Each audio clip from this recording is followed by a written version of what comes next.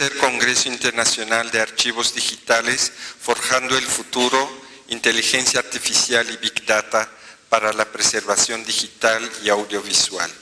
Esta mañana tengo el gusto de presentar a la doctora Cariani, que es directora ejecutiva de la Biblioteca de Medios y Archivos de la WGBH de Boston, Massachusetts, de los Estados Unidos.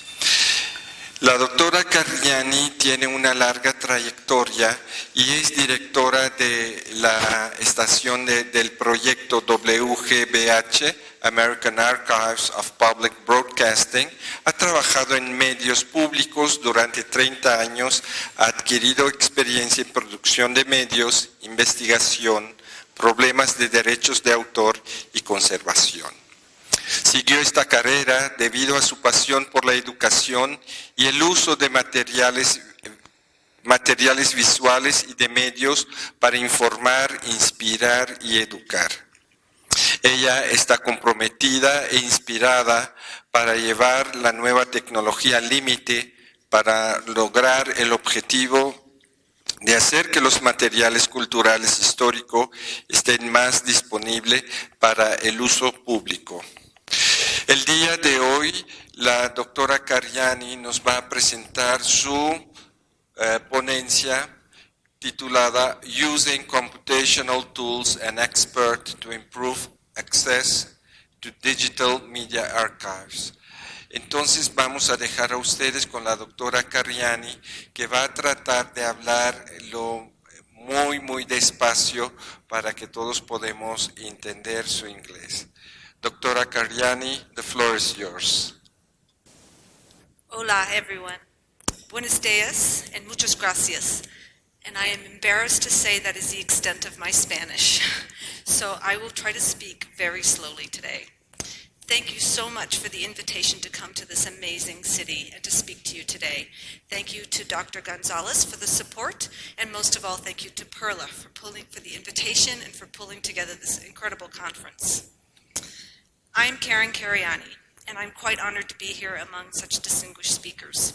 I'm going to speak about our projects involving machine learning and artificial intelligence to create metadata for our media archive, and the importance of archives and libraries collaborating with experts in the AI community. Some of what I'll have to say you already heard yesterday, and in fact some of the slides will be very similar, but I guess repetition is how we all learn, including the machines. I believe we have a shared challenge to make our collections and recently ever-growing digital collections accessible. These collections represent our cultural heritage, and they need to be seen, used, and available. However, archives and libraries are not getting richer, at least not in the United States, not the public archives. And we're not acquiring more funding, just more files and more items to manage. So how do we keep up and continue to make these important collections available through all the wonderful platforms the new technology has to offer? We need good descriptive metadata to enhance discoverability. I think we can do it through collaboration with other professions and disciplines that are expert in computational tools, machine learning, and AI, artificial intelligence. I think there is enough benefit to both areas of expertise that working together we can improve the tools and accomplish more. There is a saying that goes, if you want to go fast, go alone. If you want to go far, go together. And the computer science departments, let's face it, have more funding than the archives. Today I'm going to talk about our past projects and why we decided to work with computational linguistics team at Brandeis University through a Mellon-funded project. But first, let me talk about some basics. Let me back up and I will tell you who I am and the collection that I am representing. I am Executive Director of the WGBH Media Library and Archives. WGBH is Boston's public television and radio station.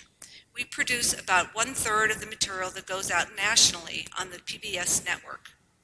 We have been on the air since 1951 with radio and 1955 with television. We have an archive of about 750,000 items, most of which is audio, video, or film. These logos are a sampling of the programs that we produce. It includes public affairs, science programming, historical documentaries, children's programming, and what we like to call how-tos, like cooking and woodworking and home improvement. I manage a team of very smart, dedicated staff of professional archivists, developers, footage licensing, and rights experts. I am also the WGBH project director for the American Archive of Public Broadcasting. For this talk, I will be speaking about this collection. The AAPB, as we like to call it, is a collaboration between the Library of Congress and WGBH. The goal is to coordinate a national effort to preserve and make accessible as much as possible, rights permitting, historically significant public TV and radio programming. The American Archive is a digital archive with a website at americanarchive.org. Users anywhere in the U.S. can access a wide range of historic public television and radio programs, from the late 1940s to the present. We support content creators and current stewards of the materials, and facilitate the use of historic public broadcasting by researchers, educators, students, and scholars.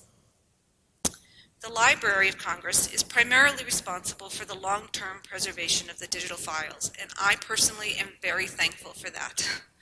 WGBH spearheads access and outreach, and together we share overall governance, policy, collection development, ingest, and access and rights decisions. And we work very well together, very collaboratively. As an aggregator of content, the AAPB hopes to provide a centralized web portal of discovery for public media materials. The collection is growing annually. Access is for research, educational, and informational purposes only. Due to rights restrictions, a portion, now 50,000 items, are available through our online reading room, anywhere in the U.S. And I'm so sorry there is a geo-block for anything outside of the U.S. because of rights issues, but we're hoping to be able to open that up in the future. The entire collection, over 100,000 items, is available for viewing on location in Washington at the Library of Congress or in Boston at WGBH. And a special request can be made for a password-protected, limited research access to anyone, anywhere. That is the collection. I will try to lay out the problems and our attempts to overcome our challenges. The material comes from over 100 sources across the country, dating back to the late 1940s. It has great variety, and you will hear me reiterate that over and over again. The content of the collection varies from a single speaker, like a news announcer at a desk with a single microphone, single camera, very clean audio, to a man on the street with a heavy accent and lots of background noise, to music, to foreign languages, and potentially all of this mixed up into one program. It comes from all regions of the country, with people speaking in different accents, different dialects, speech patterns, speaking in different speeds, and various other sound issues. I'm sure you have similar issues with your Spanish language coming from all over Mexico and Latin America. The metadata is also variable, often coming from a local public media station with no archivists or librarians on staff. Much of the content has very limited metadata. And the AAPB is growing annually, with each new collection adding thousands of files, increasing the problem. Again, I'm sure many of your archive collections are also facing this issue, as archives are, generally speaking, never well funded. For example, this is an audio-radio program. As you can see, I have very little metadata for this program. Who knows what they are talking about? By looking at this digital file, you have no idea what it could be about. Someone would need to listen to this program, possibly for an entire hour, to figure out what the content is. Sometimes we are lucky to have items with a transcript, which can provide rich data. The transcript can be indexed, and the terms can be searched. Yay! It also allows for an easy read or a scan of what this item might be about. So you can quickly look over the transcript with your eyes and sort of see what the program might be about. And roughly where in the hour-long program you might find the content of interest. Obviously, we need to be able to find things in the collection. We need to know what content we have, but it's like pushing a large rock up a mountain, that at the speed you are going, you will never get to the top. We have to do this work faster and in volume. We need help. Maybe machines can do it faster and help us completely describe everything in less time than it would take a person. Search engines, machines, need to be able to find words in order to locate an item at the moment. To add those appropriate texts and terms, we need to know something about the programs. There are thousands of files, if not millions of footage, frames, audio tracks. It's a great opportunity to use machines and machine learning and computational tools to help create metadata to improve discoverability. We decided to start by creating text from the audio to help with cataloging, and to attempt to identify people and sounds by matching audio sound waves, and to use crowdsourcing to help correct our errors. I want to stress, yet again, the type of content, the variety of content, the variety of speech, language, audio quality, and the volume of material that we are talking about. So, our first venture into this world of machine learning and AI, we worked with a company called Pop-Up Archive and University of Texas, Austin on an IMLS project. IMLS is a federal funder in the United States.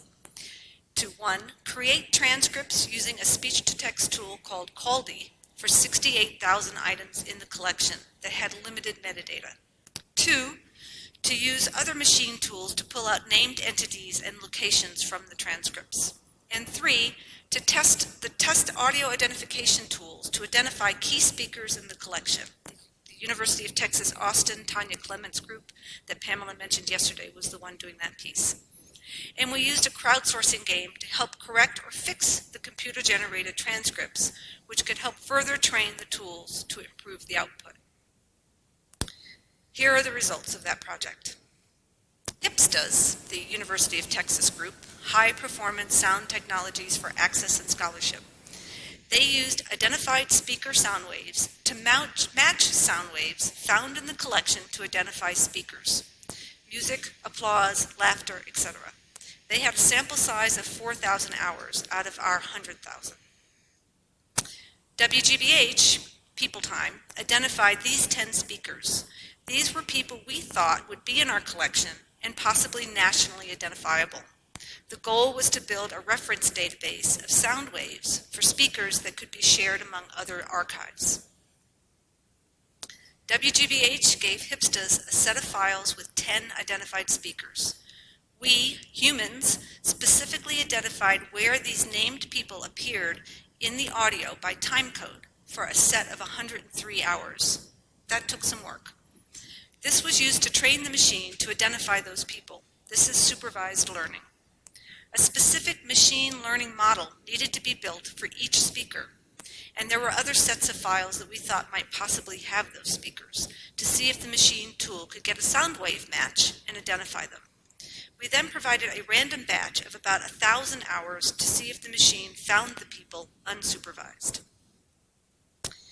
In the end, only one speaker model was created for Bill Clinton after 3 years. That's not very many, over 68,000 items. For the audio recognition results with the University of Texas Austin's group, they were indeed capable of identifying Bill Clinton for a key set of files. However, the compute power and the resources for the machine learning alone, for a human to first identify the speaker in a sampling of items and then to search for them across a larger set, is not yet a feasible way for us to identify speakers in 100,000 items of local TV and radio programs.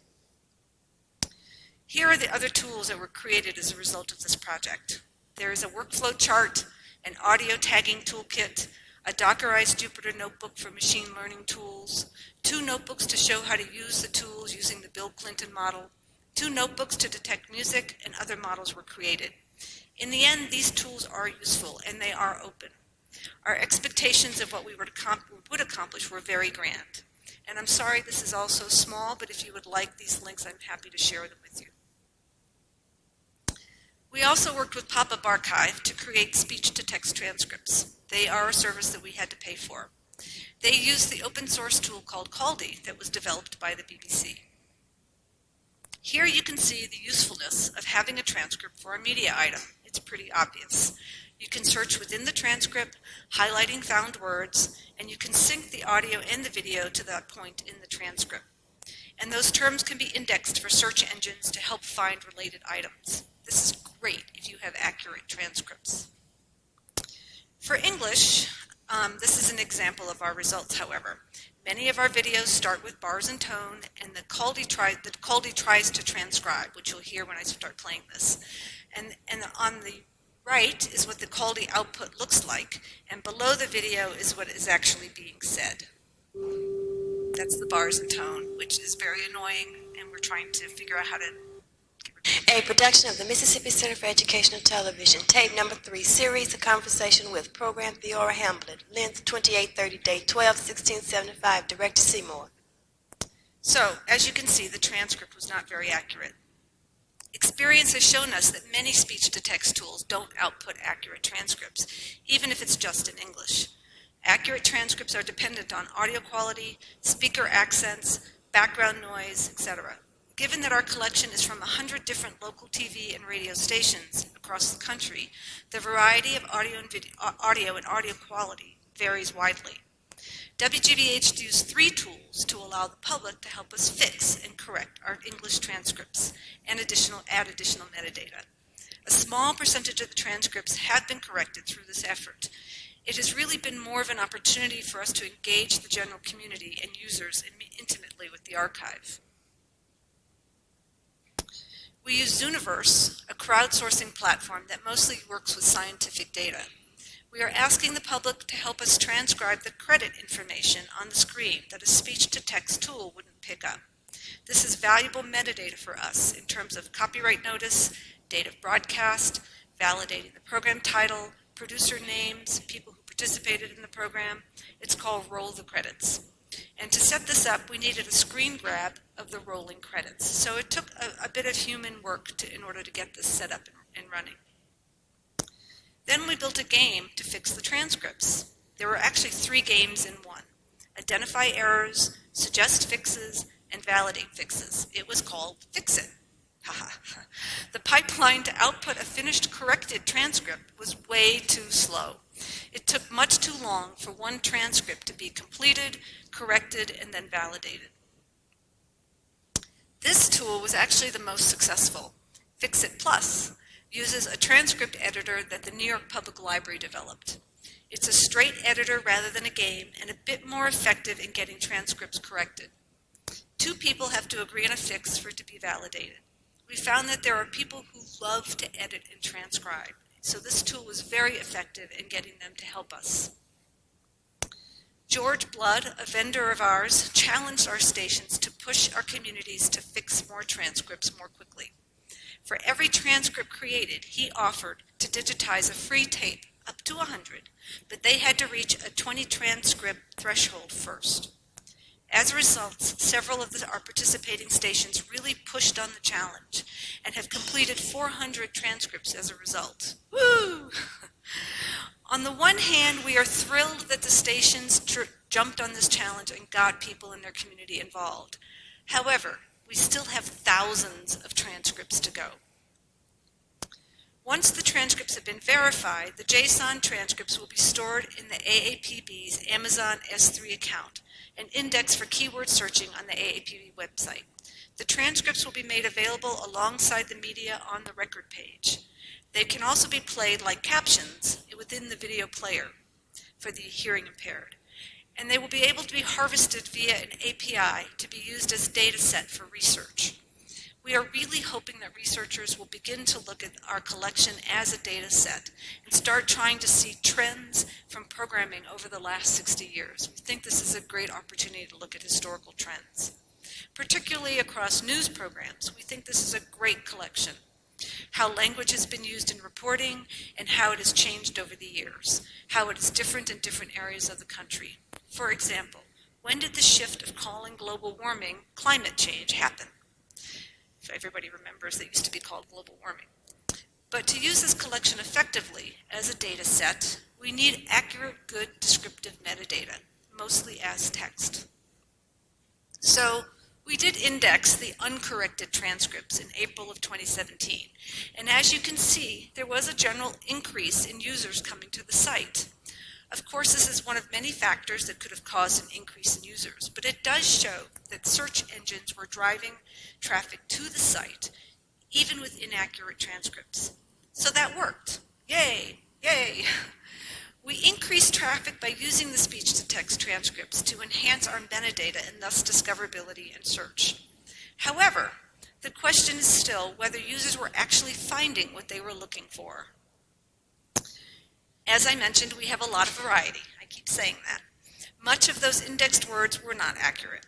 For example, this is what Caldi does with foreign language. So the English text on the screen is what the Caldi transcript output was. En la próxima hora estarán viendo una serie de documentales producidos por En Camino entre octubre del 87 y julio del 88. En Camino es un programa de asuntos comunitarios que explora temas de importancia que afectan a la comunidad latina. Los documentales que verán forman la primera parte de la media hora que normalmente dura En Camino. No se ha incluido la segunda parte compuesta por un panel de discusión. So you get the idea. Understandable that there are a lot of tools for Spanish language transcription and translation, but many of our programs have mixed language, English and others in the middle of a program, and we don't know which items or files have which languages. It would be very good if the foreign language could be identified automatically and then skipped over instead of spending the effort to transcribe non-English into English.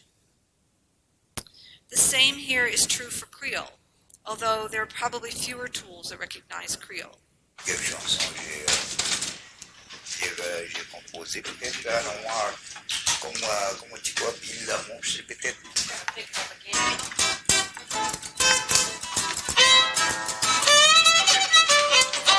West Virginia, So you get the picture. And for Yupik, a language for indigenous people in Alaska, is another problem. And this is what happens with a musical performance.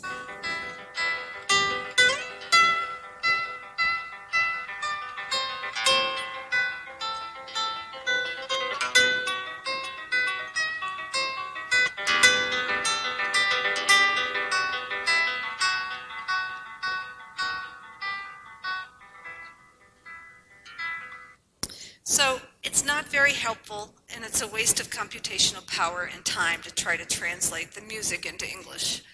What would be helpful, again, is for the tool to say, hey, this is music. Don't try to turn this into words. Just skip over it. That would be a smart machine. And this, just for laughs, is what happens with a helicopter sound from an outtake. It's very poetic. So, these are our results from the pop-up archive version of Caldi. English, on average, we are getting 81% accuracy. On average across the collection, so that's with all the mistakes around music and foreign language thrown in. That's not too bad. The accuracy rate does not include punctuation errors, and strong accents are not well transcribed. Common errors that were fixed by our crowdsourcing team are shown here, with personal names being a major issue even to the crowdsourcing team. As you saw, some programs are in Spanish, some are musical performances, and nearly all begin with the standard bars and tone for video recordings. The speech-to-text tool tries to interpret all of these sounds as text and as English words, and it makes a number of other mistakes too. Overall, we have transcripts for the initial collection, but since we've done the initial collection, we added about 30,000 items. It took 6 to 8 months to process speech-to-text transcripts for the 68,000 items. The quality of the transcripts varied. Specifically, though, the accuracy of a program from a single source, single speaker, formal announcer was about 95% accurate. So that's really pretty good. That was with no accents, no background noise, just somebody at a desk with a professional mic. But we have lots of variety, as I keep saying, and it was only 55% accurate for a television program from Mississippi with a strong Southern accent. As I mentioned, the biggest mistakes are with proper nouns and names. In addition, The export data of named entities and locations by the pop-up tools were not usable. By sampling entities for 101 recordings, we concluded that the number of tags, the usefulness of those tags, and confidence in the accuracy of the tags would not significantly enhance the metadata records to warrant building the necessary new workflows and technologies to add them. We noticed that a lot of topic tags were not specific enough to be useful, such as the United States, or entertainment and culture, or human interest. They were much, much too broad. Near the end of our project, Pop-Up Archive was bought by Apple, which was a big surprise to us. They shut down their GitHub account. So before they did that, we did fork the Caldy tool they were using into another GitHub open account so that anyone can access it. But it turns out that this was not the sophisticated train tool they were using for our transcripts. They had trained our tool to improve output, but the code that they forked for us was not that trained tool. Since they were bought, WGBH has Dockerized the tools and is feeding the programs through a Caldy workflow on a regular basis. The accuracy of these transcripts is about 56%, considerably less than the accuracy of 81% with the Pop-Up Archive tool. We are continuing to create transcripts using the lesser version of Caldy. We at least have some data to tell us what the program is about. But our crowdsourcing campaign to fix the output transcripts is taking a long time. So we started to look at additional ways to use machines to expedite this, like perhaps trying to train the tool ourselves. Now, granted, a commercial service, such as Amazon Speech-to-Text, may be a bit more accurate. But, number one, with this kind of volume, it gets very expensive. And two, with this kind of variety, it's actually not that much more accurate. It's very accurate, again, if you have a clean speaker at a desk, one voice, one microphone. And you're just using the tool. You're not actually helping the tool to learn, although if you are, it's behind the scenes and you're helping Amazon improve their tool. But unless you feed it examples of specific criteria that need improvement, and if the commercial services allows you to do that feedback loop, you're just using the tool. If you use tools off the shelf, you will get the lowest common denominator unless you pay for it or have someone program for specific data. For example, Amazon Web Services facial recognition is probably not going to recognize Jim Lehrer or Robert McNeil. I have 30 years of Jim Lehrer and Robert McNeil sitting at a news desk. Robert McNeil is here in the middle. In fact, it probably wouldn't recognize any of these people in my collection. And personally, I would like to see better tools in the open source space that are easy and affordable for archives to use. So how do we get there? Well, we're learning that it's hard. You can't just feed 1,000 video files of a large variety through a single tool and get good output. And you can't just tweak that tool to make it better.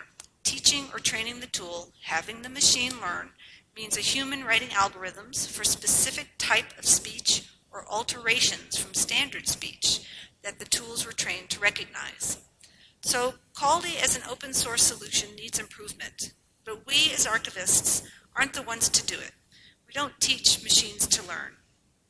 We don't write the algorithms in the deep learning neural nets that are needed to train these tools. We also learn that our expectation that you can push a large collection of AV with such variety of program types, content, and speakers through a speech-to-text tool and expect to get good output is a little crazy. But we're ambitious. We learned that to teach the tool, you need a specific set of speech issues, accent, language, and a specific set of items that fit that criteria. So I started looking at working with computational scientists to see if we can improve the open tools that exist. Computational linguist, and people with those skills in building and working with these tools. Specifically, we have begun to partner on building workflows and tools that have useful output for us. My friend was looking for a large collection of audiovisual materials to work on natural language processing, improving tools. And I have that coming out of my ears. So we started talking about what we need as archivists and if his team could help us. And would the work be interesting enough for them as computational linguists in a research environment? What challenges do we have that would be interesting for them to solve? And this project was generously funded by the Mellon Foundation. My friend showed me this lapse grid. It's a project that he had been working on. My first thought was, oh my gosh, look at all these tools that are open that I can use for free. However, I started asking questions, like how can I push large numbers of audiovisual files through this pipeline and these tools? And with a large amount of data we are pushing through the pipeline of tools, how can we help the tools improve? That's one of our goals. Or at least improve the output so that we as archives get useful data. Well, it's complicated, and I needed to be able to talk to these computational linguists using their definitions and their terminology and their language, and I had to be able to understand what they were talking about. So I backed up and I started reading, and here are some useful definitions that I found. I found this in my reading from a website that's a beginner's guide to AI, and this may be very simplistic for you guys, so I apologize, but I'm going to read it. When humans learn, they alter the way they relate to the world. When algorithms learn, they alter the way they process data. While humans are able to learn and to perform many tasks and improve their performance over time, an algorithm usually learns to do one very specific task well. This was the source for that quote. I just wanted to give credit to this website. It was actually very informative for me. So, given our experience, this is my overall observation. The elasticity of the human brain to recognize variety is not yet there for machines. You need to feed a very specific set of things into a machine to pull out a very specific set of data. There's actually quite a lot of human effort that goes into that machine learning or building the training for the machines. So it's not a snap of the fingers. So then I actually decided I needed to learn more about artificial intelligence and machine learning and neural nets and deep learning. I actually have a background in biology, so neural nets to me means all those neural connections in your brain. So I'm just thinking, okay, how does this work with machines? These terms are thrown around a lot, and I'm not really sure what they mean and how they are different, and how one tool can do one thing and another does something else if you train it. And how do you train it? I think it's important to know these things in order to find out how the tools might help archives. So again, I'm not a computer scientist, so I started reading some more. And lots of you in this room probably already know this, but I'm always the one that asks the simple question. So I figured this might be helpful for someone in the room, and not just me, to frame the environment. So, as you probably know, artificial intelligence is an area of computer science that emphasizes the creation of intelligent machines that work and react like humans. Some of the activities computers with artificial intelligence are designed for include speech recognition, recognizing words as words. Machine learning is an application of artificial intelligence that provides systems the ability to automatically learn and improve from experience without being explicitly programmed. Machine learning focuses on the development of computer programs that can access data and use it to learn for themselves. So improving accuracy of creating speech to text through supervised tests. Deep learning, a subset of machine learning, has networks capable of learning unsupervised from data that is unstructured or unlabeled, also known as deep neural learning or deep neural network. So, able to self-correct for things like speech dialects and accents. I got this little bit from Google, so you know it's true. From general AI perspective, a speech-to-text tool would identify audio as speech. At the machine learning level, it would say this word, based on what the machine has been told the sounds are for that word specifically. And from a deep learning perspective, using neural nets, it might be able to say, I recognize those sounds as a southern accent. Therefore, those sounds are actually this word. Measuring against past data that I have of word sounds, accents, and sentence context, the word should be this. So I'm now going to read this definition that I found. Neural networks are a set of algorithms modeled loosely after the human brain that are designed to recognize patterns. They interpret sensory data through a kind of machine perception, labeling or clustering raw input. The patterns they recognize are numerical, contained in vectors, into which all real-world data be it images, sound, text, or time series, must be translated. So it's math. Someone has to write mathematical algorithms. Well, again, I don't think that's me or my staff at the moment, although we're very smart and our brains are flexible, so perhaps we can learn this in the future. But I have learned that it's one thing to use machine learning tool like a speech-to-text or image recognition, and it's another to train that machine and improve the tool. That requires writing algorithms using neural nets. For machine learning or training, the process is to have a training set, make a note by a human where the problems are and what needs to be improved or fixed, run it through the tool again, and keep iterating until you have a good output. And somewhere in there, some amazing math happens, and the equations are written. And that's the hidden layer, or as I like to call it, the magic box of the neural net. However, with 100,000 items, this is a long process, and possibly a large amount of processing and compute time. But then again, transcribing 100,000 items by a human of audiovisual materials is also going to take a long time. So maybe we can get these machines to help us with some part of it, or at least help us move a little bit faster. So in order to use these tools for complicated collections, you have to adapt and train them. I believe in low-hanging fruit. Let's parse out some specific things that we can do successfully and build on that work. We have begun to work directly with computational linguist experts at Brandeis University and James Pustiowski's group to see if we can solve some of our challenges. We have a Mellon-funded grant to work on this collaboration.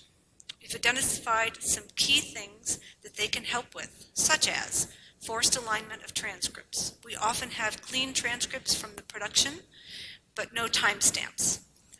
Time-stamping the bars and tones, as you heard at the beginning, in order to improve our user experience, so that when our users hit play, they don't get this bars and tone at the beginning for about a minute.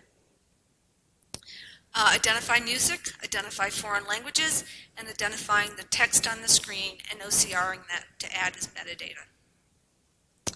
The data set focuses on the NewsHour collection. We have 30 years of NewsHour programs. We are starting with some obvious successes for us. Key data that we know is verifiable. Program slates at the beginning, like you see up here in the left corner. Program slates can verify title, date the program aired, the producer, and lower thirds identifying people on the screen. The credits at the end can give us production staff, participants, and of course copyright info. We can then, hopefully, take that output and use it as descriptive metadata. If possible, they can also use the speaker ID and verify it against perhaps an announcer introducing a speaker. For example, a news might say, and now I'm going to turn the thing over to blah, blah, blah. And so then you then know that this next person speaking is blah, blah, blah. And you can then identify them. And then even possibly using facial recognition eventually to find that person again within the same video file when they aren't identified underneath with a text later on in the program, because usually they only identify somebody once. So we hope to move towards program type identification, which will also help us with access, better named entities, and better quality output. For example, there is a single person at a desk, therefore this might be a news broadcast. We have learned that each attribute that you want data for needs a separate tool to extract that data. But first you need to characterize the thing. For each of those characterizations, you need another tool. There's not one magic bullet that solves it all. So what we really need is a workflow that can automatically plug in the appropriate tool for the appropriate attribute once the file has been characterized. So that list of tools in the lapse grid, each tool does one specific thing. It identifies locations, it identifies proper names, it identifies words. But if we can pipeline them, then the output of one tool gives a refined input for the next tool, which will allow a better data output overall. Kind of like a neural net, but not quite. The machine is still not learning, it's just refining. Well, the Brandeis team had already done that for text with the lapse grid and their Galaxy workflow, which Pamela had mentioned yesterday. So I was certainly not cutting edge. I was a little discouraged. This pipelining or noodling tools together is useful to create workflows of tools for users. This is a way to upload raw text to a series of natural language processing analysis, like location identification or named entities, and then outputting to a computer for metadata. So we thought we could maybe use this method to pipeline tools to help with cleaning input before Caldy tries to translate it into text, or for general metadata extraction. So the Brandeis team will write the math for us, yay. And they have begun to build workflows and tools that have useful output for us. They are interested in developing an open source pipeline that will work with a variety of open tools keyed to a definitive specific tasks that archivists might need. The following slides are the Brandeis team's work, and I will do my best to explain them. So be patient with me with your questions. Actually, you should contact them if you have any deep questions. The LAPS grid was originally a toolshed integrated into a fairly stable workflow creation environment, the Galaxy platform. Its goal was to support development and deployment of integrated natural language applications, to provide access to language resources for members of the NLP community. Oh, you're kidding. Really? Oh no! Oh dear. Okay. As well as researchers in a wide range of social science and humanities disciplines. Basically to engage, I spoke way too slowly. Basically to engage the community to make these tools easier to use by anyone and everyone. However, the LAPS tools and workflow engine is only for printed text, so you need to get the media first into a text format. This is the architecture allowing the LAPS tools to call on web services from anywhere. One problem across all these tools is that everyone creates their own interchange format, but then the tools don't talk to each other.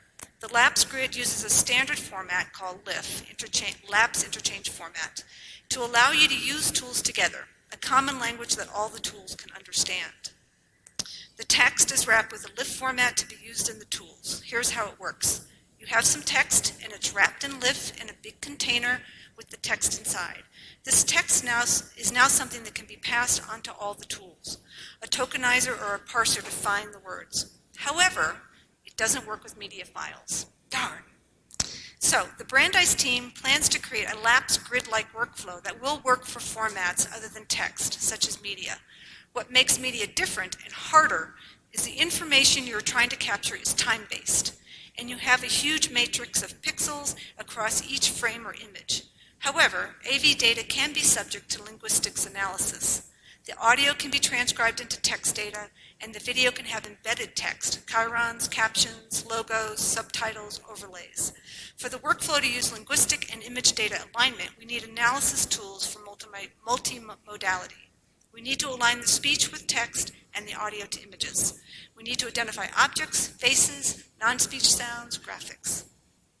So our goals are to create a similar workflow for media, applying non-content filters, bars, tones, creating metadata or timestamp for where these things are, to create an interface that allows a better user experience, to allow an archivist to create a workflow by dragging and dropping tools from a toolshed to enable certain data outputs. And they have called it CLAMS, Computational Linguistics Application for Multimedia Services. At least they have a sense of humor. Galaxy will be used as the platform interface to string the tools together. We don't have to order the tools, it'll just do this for any given task. Here's an example of the CLAMS workflow.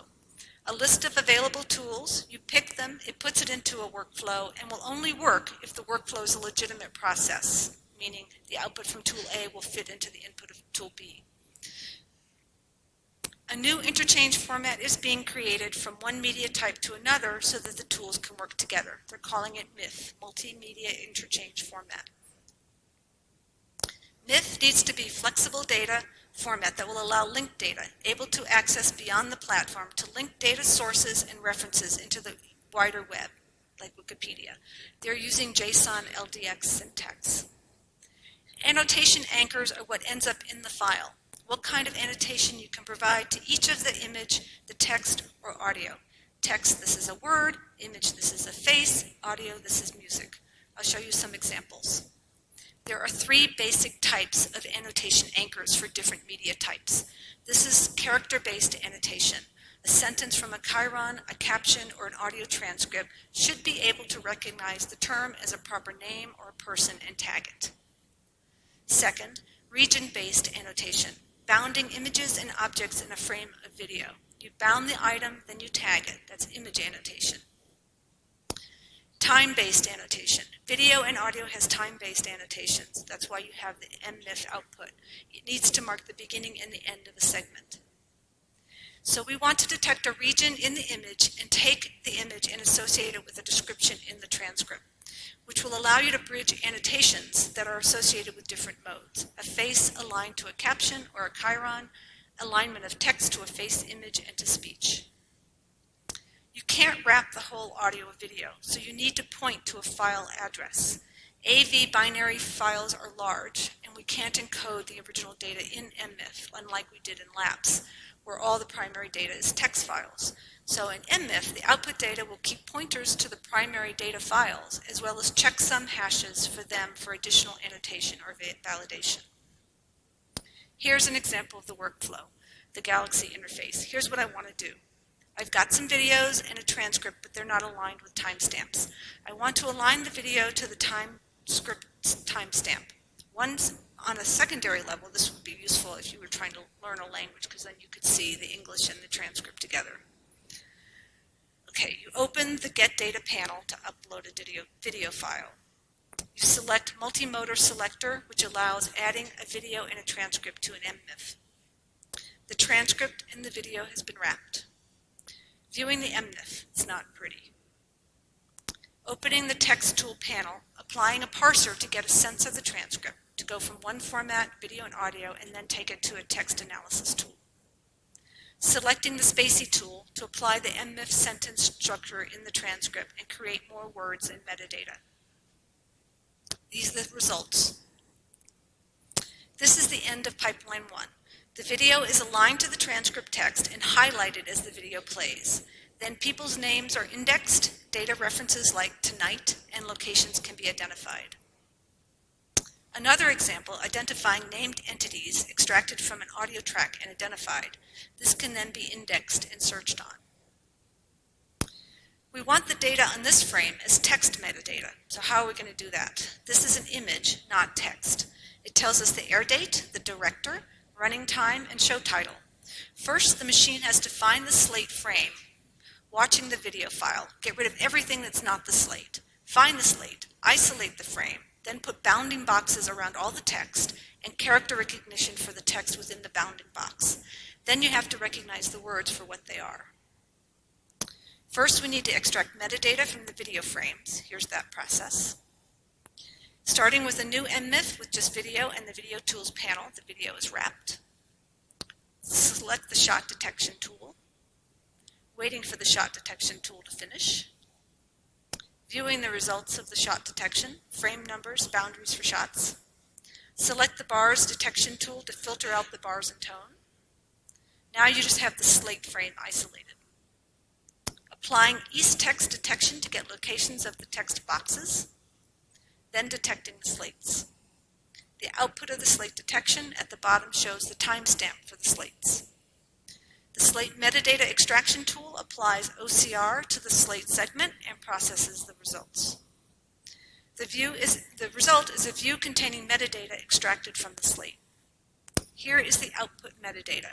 Whew! I told you it was complicated, but isn't that amazing? I can put that in my metadata record.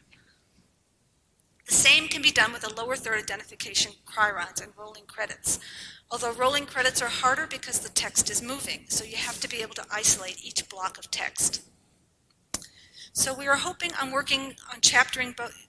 We're hoping to work on chaptering both, using both transcripts and video. This will be helpful for magazine shows that cover different topics within a program. We hope to use text on screen and facial recognition to identify people in a program and label the speakers in the transcripts. The Brandeis team would like to work on content-based video retrieval. I think that means using the data that you have about a program to make some AI assumptions about what it might be about overall, and maybe perhaps coming up with some brief descriptions. If you have any specific technical questions about the slides I just presented, please get in touch with the team at Brandeis and James Puszczowski. They will be better able to answer any of those questions. And they will be presenting and running some workshops at the Fantastic Futures meeting in December at Stanford. So I'm about to wrap up. In my various poking around readings, I found this chart that lists some general use cases for machine learning tools and which industries it could help. It states that deep learning excels at identifying patterns in unstructured data, which most people know as media, such as images, sound, video, and text. Here is a list of sample use cases paired with the sectors to which they pertain. Notice that archives and libraries aren't listed. Why not? I would think that a digital archive is an obvious use case for these tools. So I think we need to better change that and work collaboratively toward a better, affordable, open tools for archives and libraries. Thank you.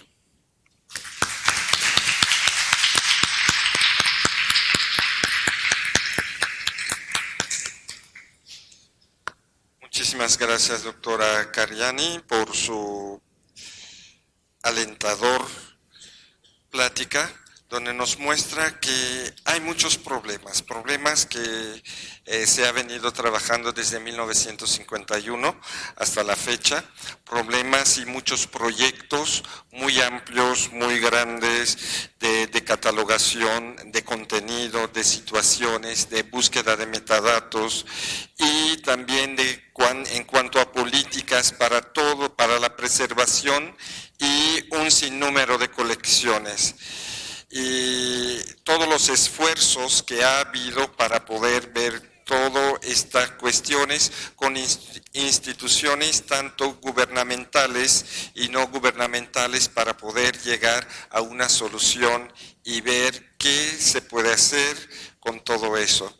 Naturalmente, muchas veces nos emocionamos y cuando estamos hablando de un tema que nos gusta mucho y eso no nos ha pasado, y también cuáles son las posibles soluciones trabajando con laboratorios muy específicos para poder traducir y conjuntar dos áreas totalmente distintas que son la computación y la lingüística para poder llegar a un flujo de trabajo de tal manera que pueden solucionar algunos problemas de traducción o de transcripción de vídeo a texto y cómo también ir reconociendo del texto del video para sacar un texto o como hemos visto en lo último, un título.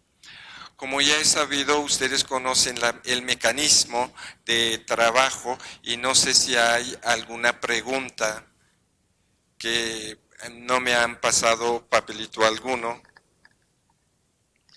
No sé si hay alguna pregunta. Did you just say everything I just said in 3 minutes? Thank you. Go ahead. You just said everything I said in 3 minutes. No. It's not so. But it's more. It's better than when you live the situation. You can tell the other one, and they can have the enthusiasm and encourage them to go ahead. So it's very, very nice to hear you. And in depth with that, when we are making that kind of translation, can you please elaborate a little more on the quality control, the accuracy and similarity about So yes, I can talk about what we'd like to do. So that was a Spanish-speaking program, probably from a public television station in either California or Texas, is my guess. I'm not sure, but we didn't use a Spanish translation tool. We were putting all of that through the English translation tool in bulk. So we didn't realize that that was in Spanish. Ideally, what we would like to do would be to run that through a Spanish translation tool, and then we would like a native Spanish speaker to listen to it and look at the transcript and tell us what was accurate or not. We made the decision to post all the transcripts as is with all those errors online just to see what happened. Because as you can see, our crowdsourcing correcting the transcripts was taking a long time. So that's the choice we made. We do apologize, and we have notes all over the website that say this transcript was created from a machine speech-to-text tool. It may not be accurate. And then we ask you to help us fix it. It's our subtle way of trying to get everyone to help us. But that's ideally quality control would be that before we post anything, we would have somebody look at it again. Thank you. And the other question is, what about diacritics? They are important as a foreign word change, with or without tilts, like papa and papa, Yes. potato and fog. Yes, it's true. So that had to do with accents and people speaking, and those words were not, the tool didn't transcribe them the way they should. So we have such volume that having a person go through and look at every single thing, it would almost be faster just to have them create the transcript from scratch. So that's a choice that we made. We chose to try to make things more available as opposed to holding them back until they were absolutely accurate. But that said, if you find any errors, please contact us, because we'd be happy to fix it. Nos ha dicho que de veras que lo que han tenido es el programa es un programa en inglés, no es un programa en español, y que de veras debe de haber muchos errores, tanto en la parte de camino, comino y camino y comino, pero que también para las diacríticas como papa y papá, que en un momento dado así como que la intención es de poner todas las transcripciones a disponibilidad de ustedes, pero si tienen alguna crítica, alguna sugerencia, nos pueden ayudar en corregir todos estos errores y tener una transcripción mucho más definida y a la usanza del idioma. Entonces ella agradecerá todas esas inquietudes de ustedes, los auditorios, de ustedes que están aquí en el auditorio, para poder ayudar a corregir todo esto que en un momento dado es por máquina y no por humano, y para eso se necesitan muchos humanos para hacer todo esto disponible en la forma correcta. Entonces yo creo que con esto llegamos al final de nuestra primera conferencia magistral de la doctora Cariani, Karen Cariani, tocante el Using Computational Tools and Experts to Improve Access to Digital Media Archives, y le quiero hacer un reconocimiento, dándole un reconocimiento donde dice Karen Cariani por su participación como ponente de la conferencia magistral que ya ustedes conocen en el marco del tercer Congreso Internacional de Archivos Digitales, celebrado del 5 al 8 de noviembre en este auditorio Alfonso Caso, y firma la doctora Araceli Torres Vargas y la doctora Perla Olivia Rodríguez Reséndez. Karen, thank you very much, and we appreciate and hope to have you soon back in Mexico City. Muchas gracias. Muchas gracias.